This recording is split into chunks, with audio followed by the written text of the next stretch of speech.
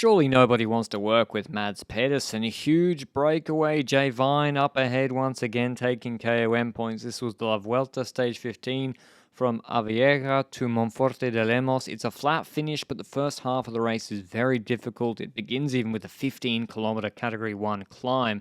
So if you're Jasper Philipsen controlling this, or even Pedersen controlling this with the Trek team is almost impossible. We see the UAE team car going ahead of the break. That's the size of the peloton, to Jay Vine and Vivaka ahead in the break. Let me rattle through some names. We've got Romo, Bernard, Pedersen in the green jersey. Looks like a Broik Rolando Razafonso, De La Cruz, Kwiatkowski, Naruka. Is that Adria? Nico Denz, who's good in these breakaways. Bernal, Leserve, who was well placed on GC. Santiago Butrago, Delax, Lamerizer, Ivo Oliveira, maybe Labrosse, or Luis Aulas, Stewart. Maybe another decathlon, Finn Fisher-Black and Sean Quinn. So huge break, 50 guys. We've got some fast guys like Quinn, but the quickest were Pedersen and Jake Stewart. Aular's pretty fast. So Trek and Movistar were controlling the break of Vivaka and Vine, who were two strong climbing rouleurs.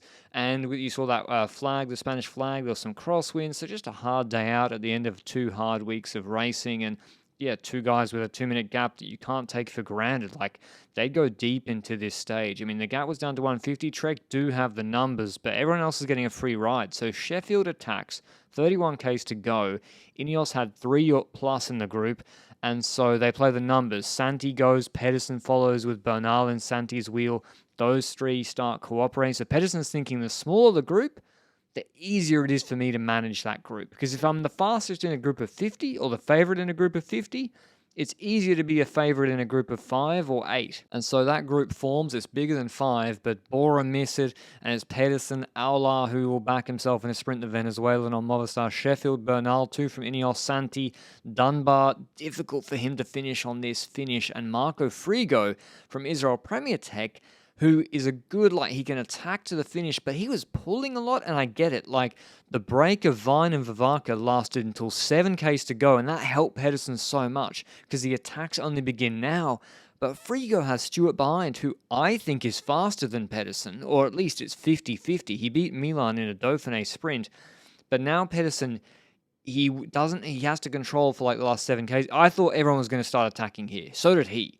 I mean, Bernal's just open proceedings. Aular kind of wants a sprint. I don't know if for the UCI points or if he really backs himself, but a high pace, as deep into the stage as possible, is good for Pedersen. And so I don't know why Frigo was pulling. You would expect Sheffield, they would have countered off the initial attack from Bernal, whereas Santi was pulling. Sheffield doesn't want to pull.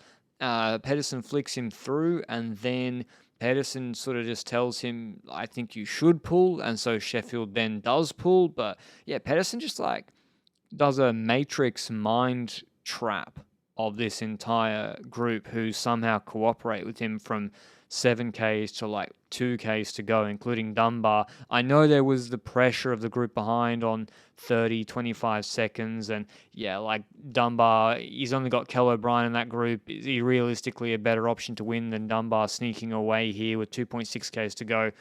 Probably not, but then Sheffield closes it. So for Ineos, yeah, I really expected they play the numbers. Instead, because Sheffield closed Dunbar, Pedersen counters him. Pedersen was racing against Sheffield. He countered from behind him. Bernal follows him, but Frigo, instead of being able to spend a bullet attacking, he had to spend a bullet there closing. You'd think he'd counter. Bernal then pulls. Don't know why. He pulls with 2 Ks to go. So yeah, pace high, good for Pedersen. That's why he keeps pulling through after Bernal's pull.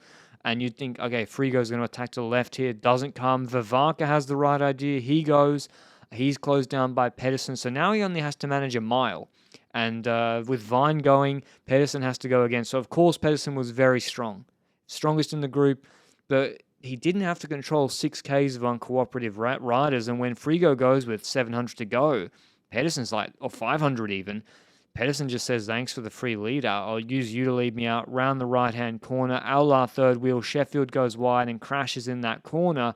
and we all know what's coming out of that corner. Pedersen says, thanks very much, everybody, and wins the sprint by several bike lengths. So maybe he was getting a bit worried. He was in the green jersey with a comfortable margin, but it's always nice to win a stage when that's a big goal and when you're going for the points jersey as well. And as you can see from the overhead, it was not close. So Mads Pedersen winning. He thanks his teammates Bernard profusely after the stage. They'd had almost the whole team in the breakaway. Pedersen wins ahead of Ala, Frigo, Buitrago, Dunbar, Bernard, Vavaka, Vine, Sheffield, Segart, snuck away from the peloton to round out the top 10. Here is what the big Dane had to say after the stage. Everyone knew what you wanted to do today. With a big breakaway, it was the whole peloton against you. Does it make it an even better victory?